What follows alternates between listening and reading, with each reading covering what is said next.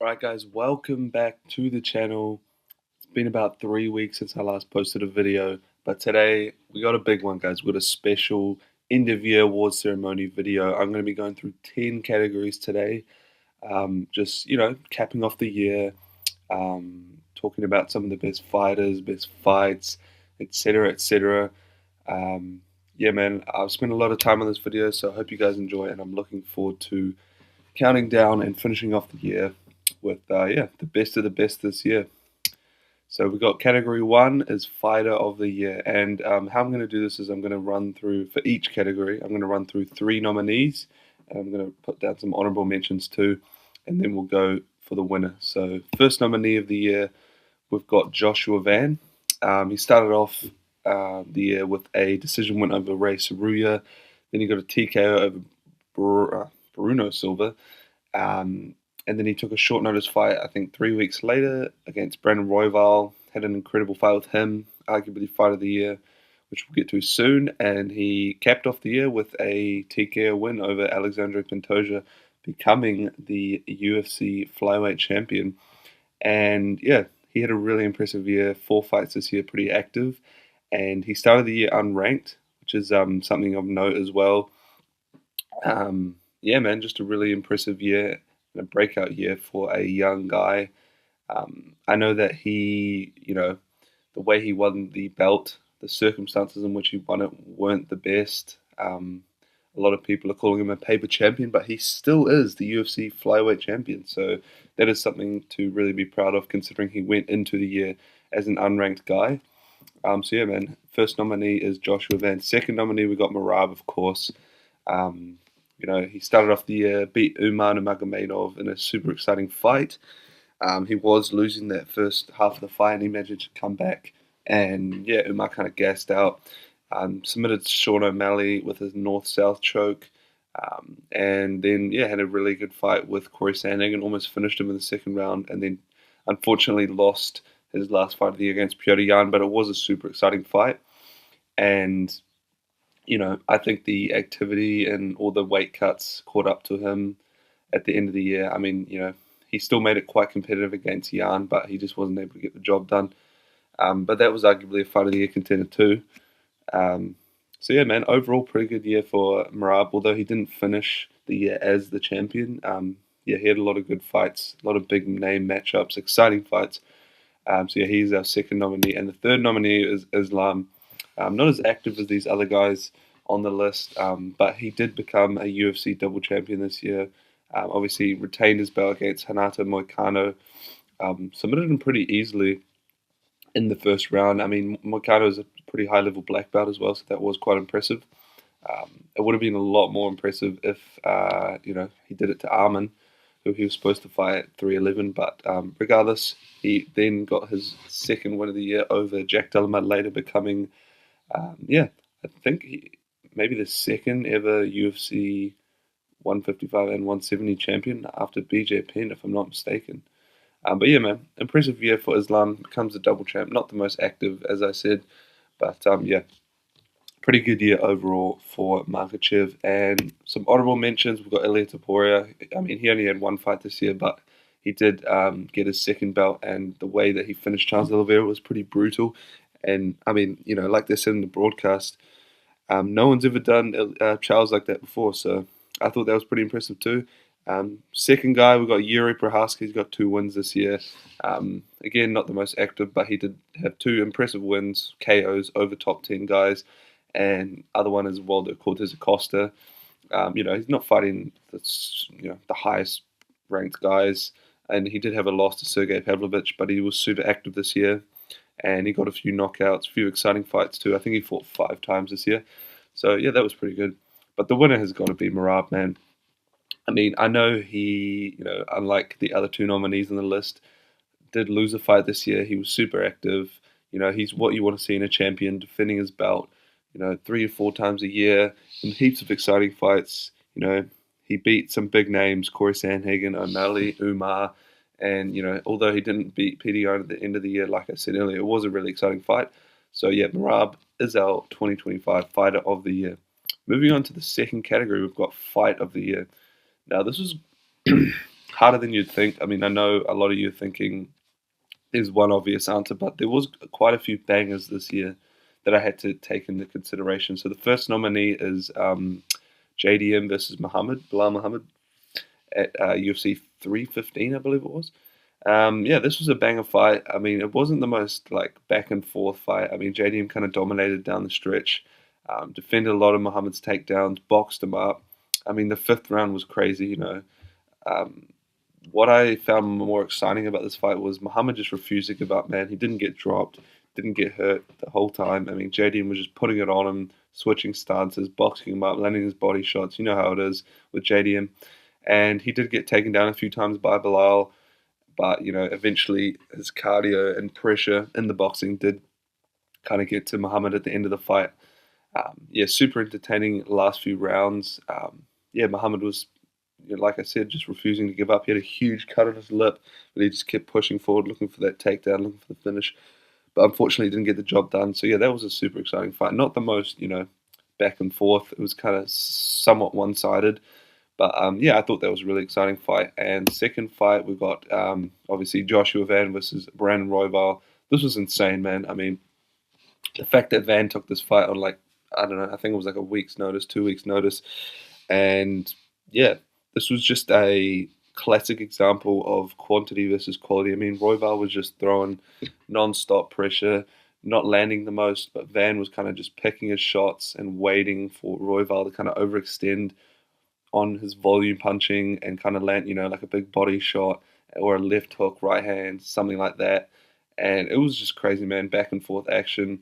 Um, yeah, Royval just thought he could overwhelm this guy with pressure, and it didn't really work. I mean, it was working. He did hurt him a few times, but then obviously, going down the stretch into the late into the third round, a lot of people thinking, "Oh man, this fight is going to be really hard to judge." And then in the last 10 seconds, boom, Van just bombs Royval with the overhand right, drops him, almost finishes him, and wins the fight and gets his matchup with the champion, Alexandre Pantoja. So, yeah, this was a crazy fight, man. Back and forth action. Yeah, nothing more to say. And third nominee is Yuri Prohaska versus Khalil Roundtree. Obviously, first 2 rounds, Roundtree was just looking like a fucking world champion. He was just boxing Yuri up. Yuri was he just didn't look like himself. He was just kind of slipping around, jumping around, kind of yelling at Roundtree. He kind of looked out of character, man. And then when that third round buzzer, the start of the third round, excuse me, happened, he just fucking went for him, man. He just, winging wild hooks, pressure, elbows, spinning elbow, gets him up against the fence. 1-2, left hook, sleeps him out cold. This was a crazy fight, man. The sways of momentum was really exciting for me. I was screaming at my TV when in this third round, man. I wasn't sitting down the entire third round. This was, you know, blockbuster television, as they say. I really wanted to put another fight in this spot because I thought it was pretty insane, but just like the level of skill and stakes that this fight was on, I had to put it in for the third nominee. And honorable mentions are Max Holloway versus Dustin Poirier. Yeah, obviously a great fight. Dustin Poirier's retirement fight. They both dropped each other in the same round. Yeah, pretty good back and forth fight. Not the craziest fight, but it was a big pay per view BMF fight, and they hurt each other both pretty badly. I thought that was an honorable mention, and obviously I really wanted to put Nazim Sadikov versus Nicholas Mota in one of the nominee spots, but it just wasn't the highest stakes fight. But this was insane. I mean, Nicholas Mota, like he landed a 75 punch combination on Nazim Sadikov, and he just didn't go down. Worked his way back into the fight. Yeah, finished Mota up against the fence later on in round two. Yeah, this was a crazy fight, man, and yeah, deserving of a 50K bonus as they both got.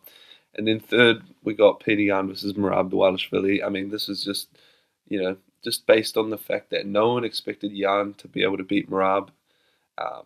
And he made it really competitive. He slammed him on his head, landed some beautiful body shots against Merab that hurt him badly. Body hook, had that beautiful long guard, using his jab well. Merab was just, he wasn't giving up. This is kind of similar to JDM versus Bilal Muhammad, in the fact that Merab was just, Clearly not the most skilled fighter or the less skilled fighter against his opponent, who was kind of just outboxing him, defending all the takedowns, but he just didn't give up, man. He just fucking pushed forward, just tried anything he could to win. Um, and you got to respect that, man. You got to respect that. There was another fight that I can't even remember I was going to put in here, but anyway, the winner has got to be Joshua Van versus Brandon Royval. I mean, this was just, like I said, insane back and forth pace, quantity versus quality. Van gets the win right at the end of the fight. Just a perfect fight of the year candidate, really. Yeah, nothing else to say. The winner is Joshua Van versus Brandon Royval. Third category, we have got knockout of the year. Now, this was a fucking hard thing to do, man. This was hard. This took me a while to narrow it down to 3 nominees, but hey, man, we got it done in the end.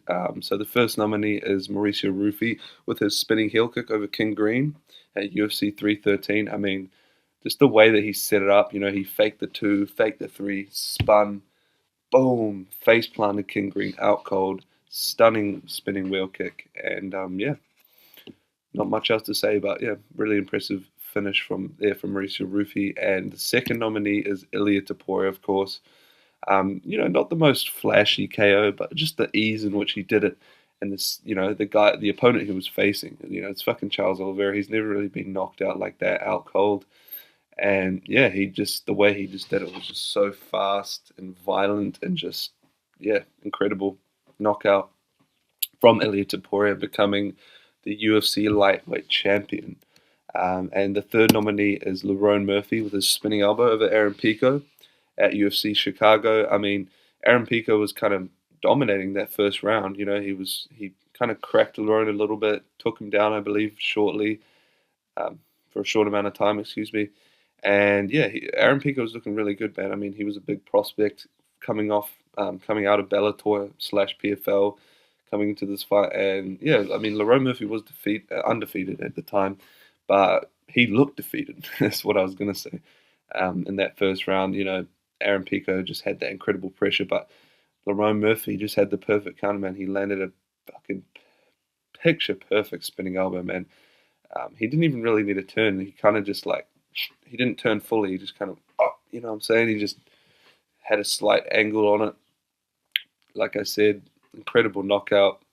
Put Aaron Pico out cold, face first onto the canvas. Yeah, I had to put this one in, man. A lot of people were thinking, well, where's Carlos Prates' one against Jeff Neal? I just thought Lerone Murphy's was way better, so much faster. The angle in which he put it on, the fact that he was kind of getting dominated that first round, losing the fight. Yeah, I had to put it in. And I put a few honorable mentions in as well. Quillan Salkeld, his head kick KO over Nasrat Haqparast at UFC 321, I believe it was. Yeah, UFC 321. I mean, he took the fight on like a week's notice. I don't think many people expected him to win, let alone get a violent head kick like that. I mean, Haqparast was out bad, man. He was out on the canvas face first for seemed like an eternity, really. So that was a nasty KO. And also Elijah Smith, I had to put in his Rampage Jackson level slam against Toshobi Kazama at some random Apex fight night. I don't remember, but that was definitely memorable. Yeah, he pretty much did it exactly like Rampage did back in the day. Just lifted the dude over his head, boom, slammed him on his head, fucking put him out cold. That was pretty crazy. And also Cesar Almeida's left hook KO versus Abdul Razak Al Hassan. I think this was the first fight card of the year. Yeah, this was Dern versus Hebas. Doesn't matter. Yeah, I mean, Almeida got hurt pretty badly, cracked by Al Hassan, got dropped, taken to the ground, and he got up, and Al Hassan was kind of just winging at him, not worried about his defense. He kind of squared up to Almeida, which allowed Almeida to kind of pivot off the fence and fucking land a beautiful left hook. I mean, the guy trains with Alex Pereira, so you could see that in the way that he threw that and just put Al Hassan out cold. This was similar to the Haqparast KO where Al Hassan was just he was out bad for like 10 minutes, man. He was sleeping on the canvas. Took the doctors a while for them to get him up, but yeah, man. Anyway, the winner of KO of the year is Mauricio Rufy, man. I mean, just the way that he set that KO up was beautiful. Perfect spinning wheel kick, face plant KO. What more do you want from a knockout of the year? Flash, skill. I mean, it was a pretty good opponent.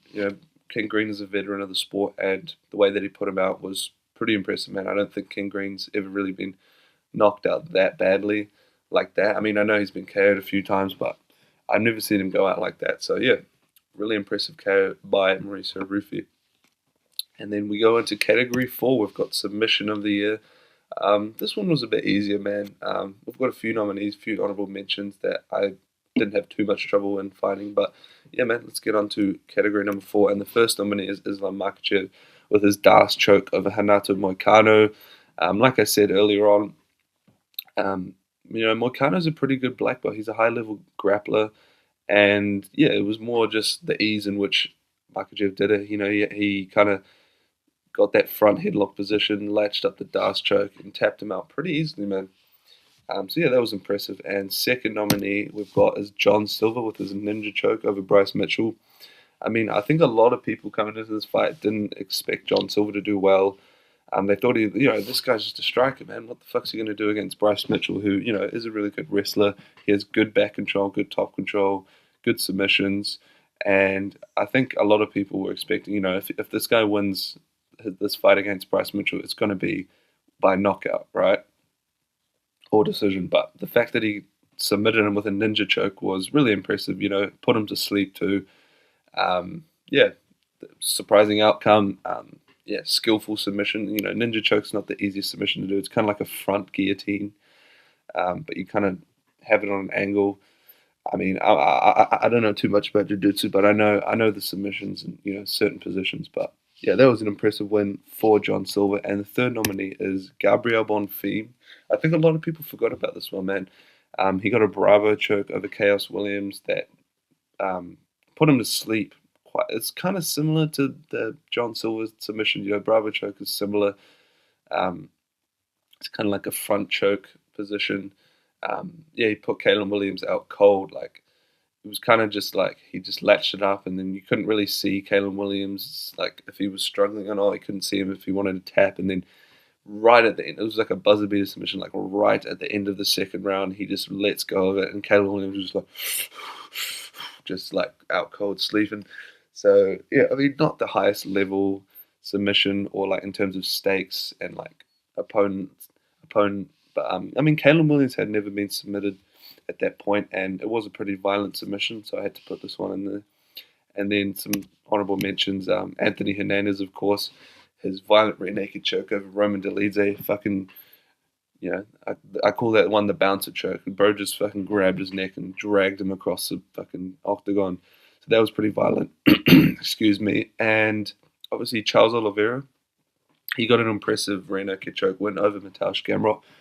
I mean, coming into that fight, he got KO'd by Topuria like 3 or 4 months ago. I don't think a lot of people were, expecting him to do any bit of, you know what I'm talking about. A lot of people weren't expecting him to do well in that fight. And yeah, he kind of dominated Mateusz Gamrot, had him on the ground in the first round, and he managed to get the rear naked choke in the second round against a really good grappler in Mateusz Gamrot. So that was impressive. And also Merab with his north-south choke over O'Malley. I thought it was an interesting, submission, interesting position. I mean, obviously O'Malley's not the best grappler, but I still think that was quite an impressive win for Merab Dvalishvili. But the winner has got to be John Silver. I mean, no one really expected him to do well in the grappling department against John Silver, and he put him out, against Bryce Mitchell, and he put him out cold with a ninja choke. So yeah, great performance from John Silver. Yeah, great submission. He is our winner for 2025 Submission of the Year. Fifth category, we've got Prospect of the Year. So the way I did this is I just looked at a bunch of guys who, had a couple good wins this year, who made their debut in 2025, and just went through the list trying to figure out who is the Prospect of the Year, obviously. So first nominee, we've got Quillan Salkeld. He went 3-0 this year. Had a great debut against Anshul Jubilee. Do not redeem. In UFC 312 and 19-second KO. Pretty impressive debut. I mean, not the highest level opponent, but still, to get a 19-second KO in your UFC debut is pretty awesome. And then he topped that off with a win over Yanel Ashmouz by decision at, I believe that was the UFC 316 card. Yeah, he showcased his grappling skills, had some nice slam takedowns. Yeah, I think I feel like he could have finished this fight by knockout if he wanted to, because Ashmoose is not the highest level guy, um, and he was a lot taller. But yeah, I think he just wanted to show that he has grappling skills and show off his well-rounded skills, which he definitely did in this fight. Like I said, had some good top control, submission attempts, some good slam takedowns.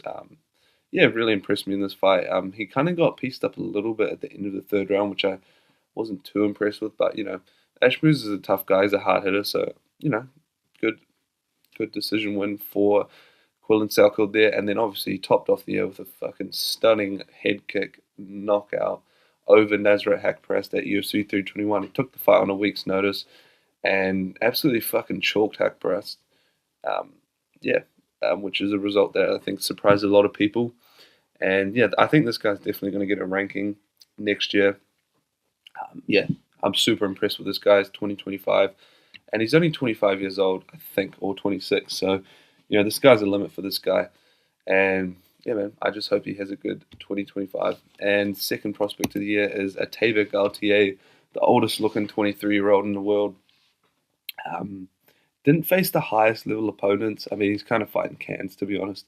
But he knocked them all out in the first round, and no one really seems to want to fight this guy, is what I've seen from he's had a few opponents pull out. So yeah, had his debut at UFC Noche, knocked out Jose Medina in the first round, who's kind of a can, but he'd never been knocked out before then. He had a really good chin. That was kind of what he was known for, and Gaultier kind of slept him with a knee in about 3 minutes, and then obviously smoked Robert Valentin in about a minute, and then Tristan Bynes knocked him out too in, I don't know, 2-3 minutes. I can't even remember. So yeah, impressive debut year for Ateba Gautier. Like I said, he's not facing the highest level of competition, but he's making it look easy, and his physique is insane. He's fucking only 23 years old. So yeah, I think he's got a long way to go. He's got his ceiling is really high, you know, but he still has a long way to go until he gets a ranked guy or a top 10 level opponent, I think. But yeah, impressive debut year for Ateba Gautier nonetheless. And third nominee, we've got Kevin Vallejos, Mini Ilia himself.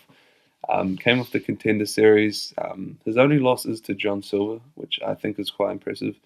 I think he's 18-1 or 17-1, something like that. Yeah, started off this year with a TK over Seungwoo Choi. Again, similar to Ateba Gautier, not the highest level opponent. And then he got a decision win over Danny Silva. But then the most impressive win, obviously, of the year was his KO win over Giga Chikadze a few weeks ago. Yeah, Chikadze was doing pretty well with the kicks. Vallejos wasn't really landing much, and I think I can't remember what shot. I think he landed like a left hook, and Chikadze just kind of looked at him like, oh, that didn't do shit. And then he lands a spinning back fist, drops Chikadze bad, puts him out cold with the ground and pound, and he is now ranked at 145. So yeah, really impressive debut year for Kevin Vallejos. Yeah, and I think he's going to do well in that top 15. I think he has the style to get into the top 5. I don't see him being a champion, but I don't know, potentially could see him fighting for a title maybe in the future, maybe against like a Diego Lopez or someone like that, man. But yeah, super impressive debut year for Kim Vallejos. And a few honorable mentions. We've got David Martinez. He's only 2-0 this year, but he is already ranked top 10, I believe, or I think he's like number 12 in the bantamweight division, which is really impressive. Got a KO over Simon Oliveira, and then he dominated Rob Font on short notice, which I thought was impressive. Wellmaker, of course, he is 2-1 this year, but he was super highly touted going into that upset loss, which we'll talk about soon. Yeah, 2 right hook knockouts though over pretty decent competition. Was quite impressive for Malcolm Wellmaker. And also we've got Jacoby Smith, who's also 2-0 this year. Slept Preston Parsons in about a minute flat in his debut, and then he got a submission win over Nico Price, which wasn't the most impressive. I mean, a lot of people predicted him to kind of destroy Preston Parsons, but he still got the submission win in the second round. So yeah, he's also another honourable mention, and the winner has got to be Quillan Salkeld. I mean, he didn't finish all of his opponents. like Ateli Gautier. He's not ranked like Kevin Vallejos, but just I don't know. I just love this guy's style. He's super well rounded. He can knock you out. He could probably submit you. He's got good grappling, and yeah, he's still really young. And like I said, the sky's the limit for this guy. I can see him being ranked next year, and the level of competition that he's beating is, I think, a lot overall a lot better than some of these other guys that I mentioned on this list. And yeah, man, Quillan Salkeld is my 2025 prospect of the year. Moving on to category 6, we've got upset of the year. Now, obviously, this speaks for itself. I just got a bunch of fights that I thought were going to be easy for one fighter, and then the other fighter turned around and kind of dominated or beat them shockingly. So yeah, first nominee we've got Raoni Barcelos versus Peyton Talbot, of course. Yeah, I think Talbot was undefeated. I think he was 10-0 coming into this fight. Super hyped up prospect. And a lot of people expected him to dominate Barcelos, and he just got dominated himself. He got taken down. He couldn't really do anything. Couldn't get going in the striking. Just got nullified basically by Raoni Barcelos. And yeah, I think the odds were like super in Talbot's favor. I think he was like a minus 1200 or something to win. But yeah, Barcelos dominated him, and I thought that was really surprising. Yeah, second nominee, we've got Tim Elliott versus Kaya Sakura. Bit of a sleeper pick. I mean, Tim Elliott was, if you look at his record compared to Asakura's, his age difference, he's not much of a striker. He's more of a grappler.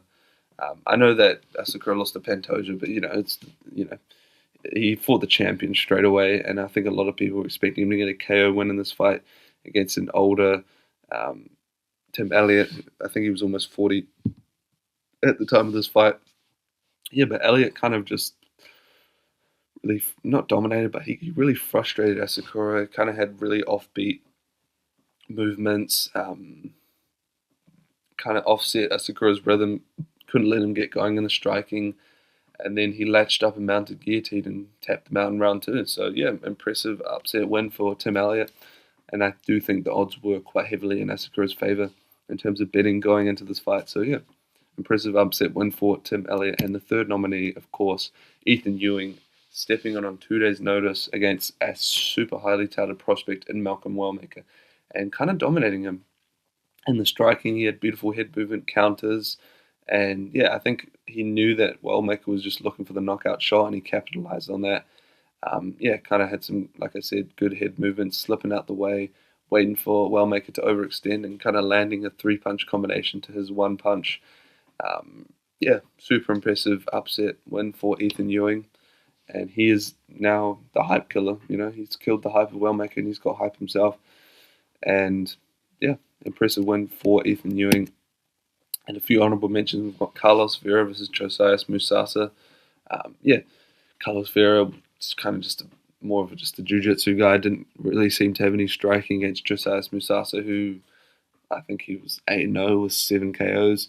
I think a lot of people expected Musasa to KO Vera, but Vera dropped Musasa with a head kick badly and latches up a rear naked choke, submits him.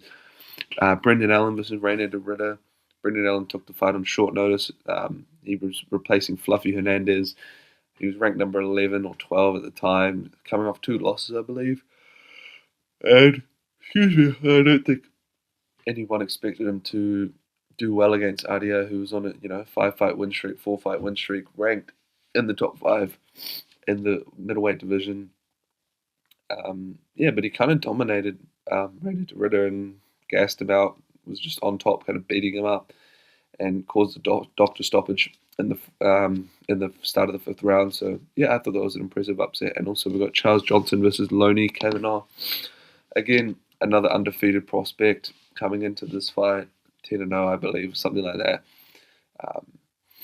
Super young as well, and Charles Johnson, a bit more veteran. He did have a decent win streak at the time, I believe, but he was kind of getting beat up in this fight, pieced up at range. Loney was landing some good body kicks, good punches, and then out of nowhere, Kavanaugh just made a really bad mistake. I think he threw a body kick and exited out. No, I think he threw a hook and kind of exited out of the pocket with his hands down, like so relaxed. And Charles Johnson just bombed him with a fucking right hand. dropped him and slept him out cold. And I thought that was quite a shocking result based on how the fight was going and these guys' career trajectory. Yeah, good upset win for Lonnie Kavanagh, but the winner for 2025 upset of the year has got to be Ethan Ewing, man. The fact that no one knew who this guy was coming into this fight. Malcolm Wellmaker was a big prospect, heaps of KOs. Um, Took the fight on 2 days' notice, and again, kind of dominated. I thought it was quite a shocking result. I think a lot of people were just like, "Oh, you had a Wellmaker round 1 KO, man, easy win." But yeah, Ethan Ewing had a really impressive performance. He showed out in that fight, and now he's going to get some big name fights in his next opportunity. So yeah, upset of the year is Ethan Ewing. Moving on to category 7, we've got comeback of the year. This doesn't mean someone who has been out of the game for a while and has come back to fight. This is just based on a fight where one fighter was losing, getting dominated, and they managed to turn the tides and get a win. Usually by finish, but you guys will see what I mean. Nominee 1, we've got Neil Magny with his round 3 submission over Jake Matthews. I mean, he pretty much lost this fight in the first round. Obviously, Jake Matthews was dominating him in the grappling, got the mountain guillotine, and Magny appeared to go out right at the end of the first round. And the ref separated them, waved it off, and then Magny just got up like nothing happened. And then the ref was like, "Oh shit, okay, we're just going to continue this fight like nothing happened." But Jake Matthews technically won by submission. And then he was even into the second round, he got a mounted triangle, he was beating him up. And then, even the kind of first half of the third round, he was looking good. He was still dominating him in the grappling, but he kind of gassed out. And then slowly, Magny just managed to kind of cockroach his way into a position where he grabbed the neck. He got a dash choke and submitted him out with a minute left in the fight, where he was kind of getting dominated the whole fight. So I thought that was a really impressive comeback win for Neil Magny, especially being the older guy, um, you know, in the fight and getting dominated pretty much the whole fight, and managed to pull it back into his favour and get the submission win. So yeah, that was a good win for Neil Magny. Second nominee is of course Yuri Prochazka's round 3 KO over Khalil Roundtree. Yeah, man, let's go for that. Yeah, first 2 rounds, just kind of slipping around, yelling, getting cracked. And then the third round, he just managed to turn it around and get the left hook KO, which I thought was really impressive. Yeah, super entertaining fight to watch too, as you guys heard about earlier. And the third nominee is Jared Cannonier with his round 4 TKO over Gregory Rodriguez. Yeah, Rodriguez, as we know, is a super aggressive striker. He started off really, really hard on the gas pedal. I think he dropped Cannonier twice or something in the first 2 rounds, and Cannonier looked quite hurt. And I was like, oh, this is going to be, Rodriguez's entrance into the rankings. But Cannonier just had that veteran savvy, managed to turn the fight around, dropped Rodriguez really badly at the end of the 3rd round, and then started the 4th round, he just finished him off quite quickly. So I thought that was a great comeback KO for especially a much older guy and physically smaller guy than Gregory Rodriguez. Yeah, I think a lot of people expected Cannonier to get smoked in this one, but he managed to get the TKO late into the fight. So yeah, that was an impressive comeback win. And a few honorable mentions, Nazim Sadikov versus Nicholas Mota as well. He was getting pieced up by Mota, but he managed to come back and get the KO. And Cesar Almeida versus Abdul Razak Al Hassan as well. He got hurt quite badly, dropped by Razak Al Hassan, and it looked like he was about to get finished on the ground. Managed to get back to his feet and pretty quickly land that KO. So yeah, that was a good comeback. But the winner of comeback of the year is Yuri Prochazka. I mean, who else would it be? I mean, this guy is just fucking relentless. He does not give a shit what happens in the first 2 rounds, the first whatever rounds. This is similar to his fight against Rakic. He was just getting pieced up. Roundtree looked absolutely on point, and then he just came back in the 3rd round, got a beautiful KO. So yeah, he is our winner for the UFC's 2025 Comeback of the Year. Category 8, we've got Debut of the Year. First nominee of the year, we've got Quillan Southwood with his 19-second KO in round 1 over Anshul Jubilee. bro redeemed the gift card. That's all I gotta say, man. Super impressive way to start your UFC career. And yeah, man, that's all I gotta say. Moving on to the second nominee, we've got Malcolm Wellmaker with his round 1 KO over Cameron Saaiman, who was a pretty good level opponent. And leading into the KO, he was kind of, not doing the best. He was kind of swinging and missing a little bit. Saaiman had good head movement, and then he just cracked him with that right hand. Slept Saaiman out cold. Impressive debut win for Malcolm Wellmaker.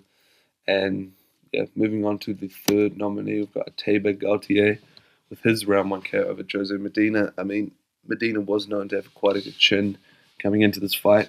He'd never really been dropped or hurt too badly, but he managed to get a beautiful knee up against the fence and, yeah, mark his arrival into the big show. So yeah, that's our third nominee, and just a few honourable mentions. We've got Bia Mesquita, BJJ legend, excuse me, Jesus Christ, making her debut against Irina Alexeyeva. I mean, not the highest level competition, but she did dominate and get an impressive submission win, so I thought that was quite good. And obviously Kevin Vallejos, as I mentioned earlier, with his TKO win over Singapore Choi, I thought was quite impressive. But the winner for debut of the year has got to be Malcolm Wellmaker. Yeah, he was undefeated coming into that fight. Had a big right hand knockout. Yeah, I don't know what else to say. He is our winner for the UFC 2025 debut of the year. And moving on to category number 9, we've got breakout fighter of the year. So this kind of just means a guy or girl who, had been in the UFC for a while, but kind of was, maybe trading wins or losses or not having the results they wanted, but really had an impressive showing this year, was super active or had a lot of finishes or some big wins, whatever it may be. So yeah, first nominee is Waldo Cortez Acosta. He had a TKO win over Ryan Spann, decision over Spivak. He did lose to Pavlovich in the middle of the year, but it was a fairly close fight and it was a decision. And then he topped off the year with 2 KOs over Ante Delija and Shamil Gaziev, which I thought was quite impressive. Obviously, there was that crazy circumstance in the Delija fight where he kind of got finished himself and then came back and KO'd him in the same round, in the same minute almost. So yeah, I thought that was a pretty good year for Cortez Acosta. I mean, before this, he was, I think he had a few losses. He was kind of beating lower level heavyweights, but he's definitely on the radar for the champion at coming into 2026. I think he's ranked number 5 or 6 now. So yeah, I thought that was an impressive breakout year for Cortez Acosta. Our second fighter is Malkizael Costa. Before this, he debuted in the UFC in 2023, lost against Thiago Moises.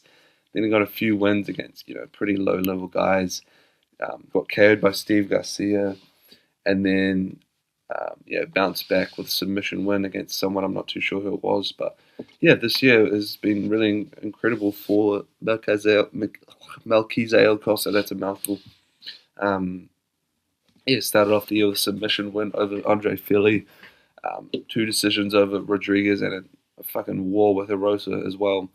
And then he topped off the year with a beautiful head kick knockout over Morgan Charrier. Put him out cold like a minute into the fight. So yeah, super impressive breakout year for Malkizael Costa. And I do believe he will be ranked at 145 next year. Yeah. And our third nominee is Joshua Van. He was kind of, he only had 1 loss in the UFC. And he was known somewhat as a pretty exciting fighter coming into the start of this year, but just the fact that he was unranked and he's now the champion, I find really impressive. We've all seen these results before, as I put him for nominee of Fight of the Year. TKO over Bruno Silva, beat Brent Royval, and won the belt against Pantoja in albeit strange circumstances, but he is still the UFC flyweight champion. And yeah, I was really impressed with this guy's year. And a few honourable mentions. We've got Raoni Barcelos. I think he was on a losing streak before this year started, and he had 3 wins against some pretty good opponents. He beat Peyton Talbot, Cody Garbrandt, Ricky Simone. So yeah, really impressive breakout year for Raoni Barcelos, and I do think he's going to get a shot at a ranking next year.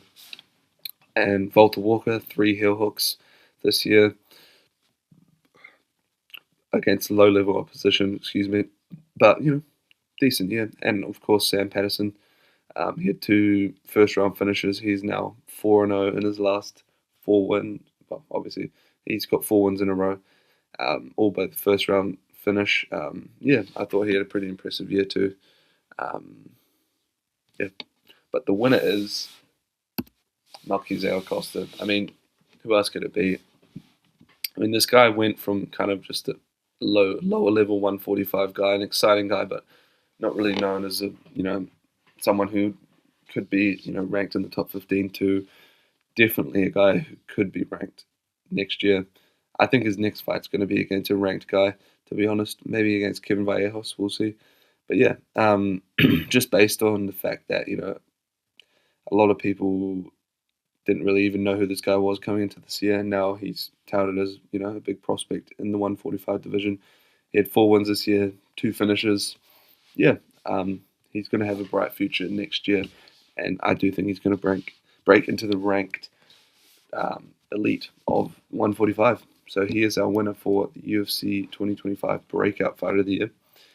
And last category, we have got Card of the Year.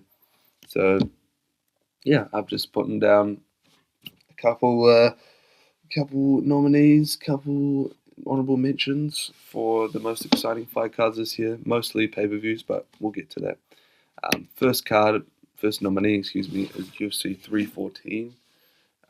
Obviously, in the main event, we had a really exciting fight with Volk taking on Diego Lopez.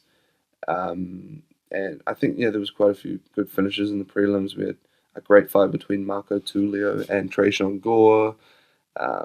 Olajaychik got a finish, Dan Ige, Julian Erosa. And then in the main card, we had Dominic Reyes knocking out Nikita Krylov, John Silver, obviously, with that ninja choke submission. Yair didn't have the most exciting fight. And then, obviously, Paddy the fucking Paddy lad getting a nice submission, TKO win over Michael Chandler. And yeah, I think this was a pretty exciting card overall. Obviously, the highlight was Volk getting the fucking belt back, mate. And yeah, pretty good UFC card, UFC 314. Second nominee, we had UFC 320. Sham. Yeah, this was a pretty exciting card too. Again, another popular fighter getting their belt back. Alex Pereira getting that first round KO over Magomed Ankalaev. Merab winning by decision over Sandhagen. Yuri Prochazka's comeback KO over Khalil Roundtree. Yusuf Zalal getting a submission over Josh Emmett in like a minute. That was really impressive.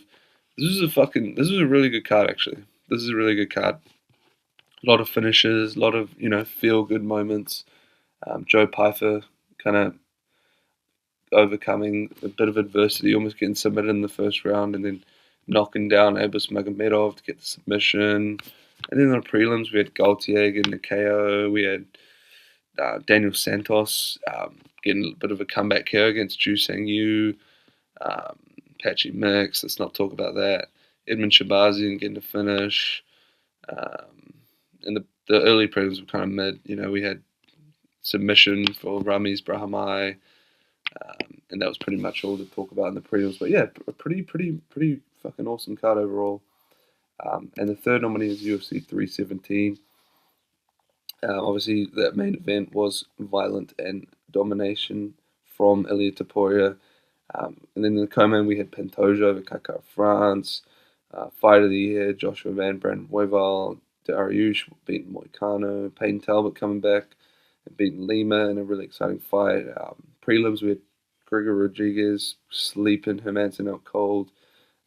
Jose Delgado getting a KO win over Hydra Meal. McKinney with the submission in like under a minute. Jacoby Smith submitting Nico Price. So yeah, overall, pretty good card. And we'll just go through a few honorable mentions. We've got UFC Fight Night, Imavov versus Bahalio. Yeah, this was, I think, every fight on the prelims was a finish, which is pretty insane. We had Umar Sy, Ante Dalia, Kawe Fernandez, Sam Patterson, Robert Brychek, Rena Fakhretdinov, Sam Hughes, all winning by finish, mostly KO. The main card was a little bit underwhelming, but we had, Axel Solar beating Reece McKee by KO. Mason Jones with a big comeback win over Balaji Oki, getting dropped badly, and then coming back in the second round and knocking out Oki. We had Modestas Pekauskas with a big elbow and Paul Craig sending him into retirement. Santani with a submission win over Rufi. And then obviously the main event wasn't the most exciting, but Imavov did get a good win over Kaya Bahalio, outstruck him. And there's also UFC 323, a good way to end off the year. Merab losing to Piotr Jan. We had Josh Van. Oh, excuse me. We had Josh Van, who was able to get that win over Pantoja and become the UFC flyweight champion. Who else do we have in that card? I'm trying to think. Josh Van, Pantoja losing the belt. Who else was in that card? We had Tetsuro Taira, TK and Brandon Moreno, Peyton Talbot with a super exciting fight against Cejudo, Manuel Torres and Chris Duncan with knockouts, Fresiam, KO Nazim Sadikov. We had Jalen Turner, Iwo Barianevsky with a fucking insane win over Ibo Aslan. We had Abdul Malik with a nice submission over Trocoli, Santos with the KO. And then we had UFC 311, of course. We had Dwalishvili getting the win over Umar. Moicano submitting, Moicano getting submitted by Islam. Who else did we have in that card? We had Bogdan Guskov getting a weird win over Alicana. Yuri knocking out Jamal Hill. Jailton Almeida finishing Spivak. Adia submitting Kevin Holland. I'm trying to think who else was in that card. Peyton Talbot getting upset by Hanu Barcelos. Bakoyev getting a knockout win over Zachary Reese. And the prelims were kind of mid, I think. I just remember to get Olympico beating Clayton Carpenter. But yeah, man, there's some really good cards this year. And the winner of this category, the final category of the year, is UFC 320. I mean, this was just a great card overall, especially the main card. I think was pretty much all finishes. Pereira's getting his belt back. Yuri had a crazy comeback win. Merab dominated Sandhagen, almost finished him. Yeah, just a really impressive performance from the two champions. And yes, a couple feel-good moments, a couple finishes in there. Yeah, that is our winner for the UFC 2025 card of the year. And that is it for the year. That is it for this video. I just want to say thank you guys for all the support this year. I hope you guys had a great Christmas. I hope you have a good New Year. I'm going to be coming out strong next year. I'm switching on up a little bit. I'm going to be doing some more kind of documentary style videos, I think. But yeah, man, I, again, appreciate you guys for the support, the love, the likes, the comments, the subscriptions, all that stuff, man. We're going to have a big 2026. And yeah, I hope you guys enjoyed the video, and I will see you next year.